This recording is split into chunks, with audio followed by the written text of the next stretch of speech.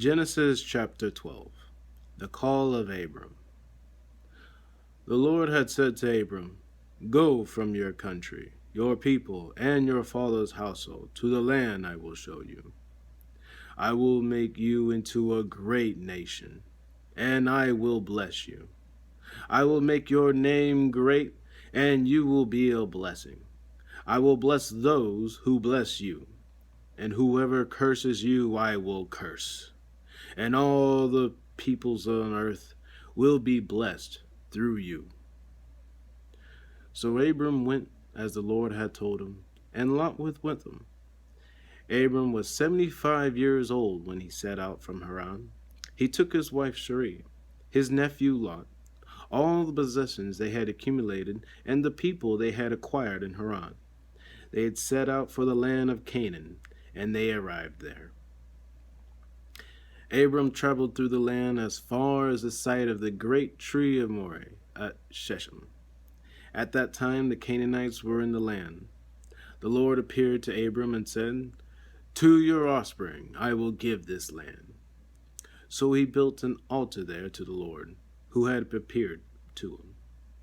From there he went toward the hills of Bethel and pitched his tent, with Bethel on the west and Ai on the east.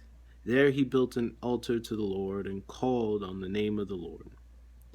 Then Abram set out and continued toward Negev. Abram in Egypt. Now there was a famine in the land, and Abram went down to Egypt to live there for a while because the famine was severe. As he went about to enter Egypt, he said to his wife, "I know what a beautiful woman you are. When the Egyptians see you, they will say, 'This is his wife.' Then they will kill me, but will let you live. Say you are my sister, so that I will be treated well for your sake, and my life will be spared because of you."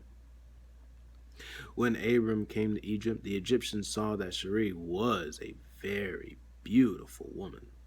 And when Pharaoh's officials saw her, they praised her to the Pharaoh, and she was taken into his palace.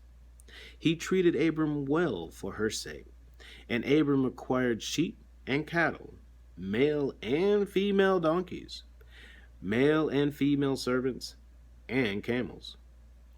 But the Lord inflicted serious diseases on Pharaoh and his household because of Abram's wife Sarai.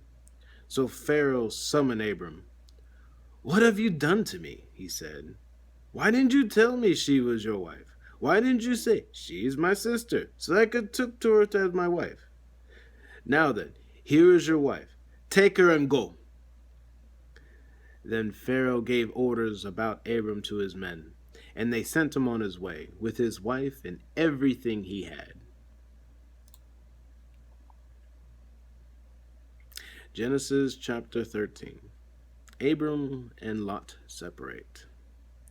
So Abram went up from Egypt to Negev with his wife and everything he had, and Lot went with him. Abram had become very wealthy in livestock and in silver and gold. From Negev he went from place to place until he came to Bethel, to the place between Bethel and Ai, where his tent had been earlier, where he had first built an altar. There Abram called on the name of the Lord.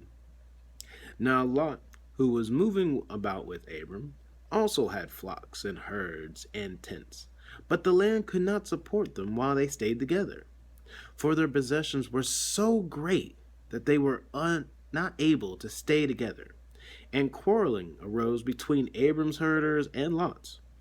The Canaanites and Perizzites were also living in the land at that time. So Abram said to Lot, "Let's not have any quarreling between you and me, or between your herders and mine, for we are close relatives. It is not the whole land before you. Let's part company.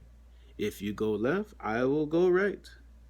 If you go to the right, I go to the left." So Lot looked around and saw that the whole plain of Jordan toward Zoar was well watered, like the water of the Lord, like the land of Egypt. This was before the Lord destroyed Sodom and Gomorrah. So Lot chose for himself the whole plain of the Jordan and set out towards the east. The two men parted company.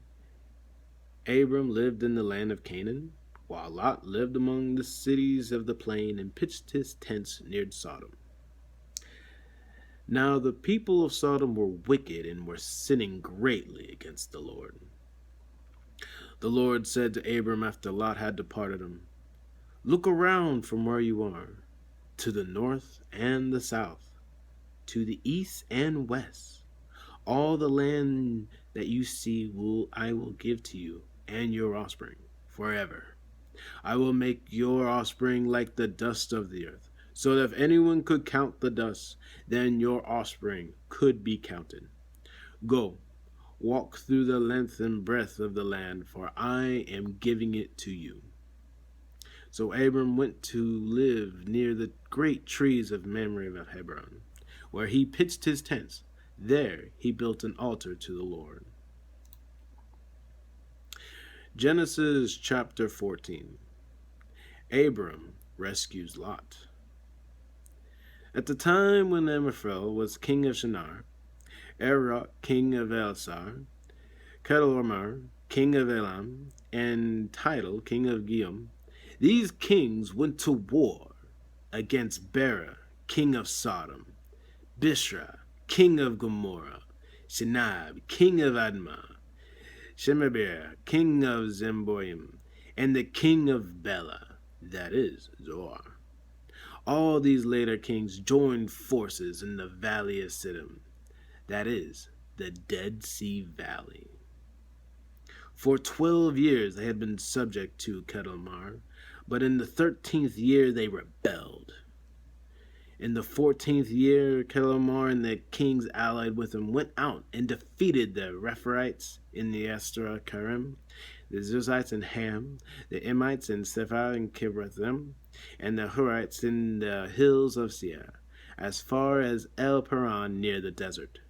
Then they turned back and went to En-Mesphat, that is Kadesh, and they conquered the whole territory of the Amalekites, as well as the Amorites who were living in the Hazan Tamar. Then the king of Sodom, the king of Gomorrah, the king of Adam, and the king of Zebulun, and the king of Bela, that is Zoar, marched out and drew their battle lines in the valley of Siddim against the Kedorlaomer king of Elam, Tidal king of Giom, Ephraimel king of Shinar, and Arok king of Elasar. 4 kings against 5. Now the valley of Siddim was full of tar pits, and when the kings of Sodom and Gomorrah fled, some of the men fell into them, and the rest fled into the hills. The 4 kings seized all the goods of Sodom and Gomorrah, and all their food. Then they went away. They also carried off Abram's nephew Lot and his possessions, since he was living in Sodom. A man who had escaped came and reported this to Abram, the Hebrew. Now Abram was living near the great trees of Mamre the Amorite, a brother of the Eshcol and Aner, all of whom were allied with Abram. When Abram heard that his relative had been taken captive, he called out the 318 trained men born in his household, and went in pursuit as far as Dan. During the night, Abram divided his men to attack them, and he routed them, pursuing them as far as Habab, north of Damascus. He recovered all the goods and brought back his relative Lot and his possessions, together with the women and the other people. After Abram returned from defeating Kedorlaomer and the kings allied with him, the king of Sodom came out to meet him in the valley of Shevi, that is the king's valley. Then Melchizedek, king of Salem, brought out bread and wine. He was priest of God of Most High, and he blessed Abram, saying, "Blessed be Abram by God Most High, creator of heaven and earth. Praise be to God Most High, who delivered your enemies into your hand." Then Abram gave him 1/10 of everything. The king of Sodom said to Abram, "Give me the people, and keep the goods for yourselves." But Abram said to the king of Sodom, "With raised hand I have sworn an oath to the Lord, God Most High, creator of heaven and earth, that I will accept nothing belonging to you, not even a thread or a strap of a sandal, so that you will never be able to say, 'I made Abram rich.' I will accept nothing but what my men have eaten, and the share that belongs to the men who went with me to Anir, Eshcol, and Mamre. Let them have their share."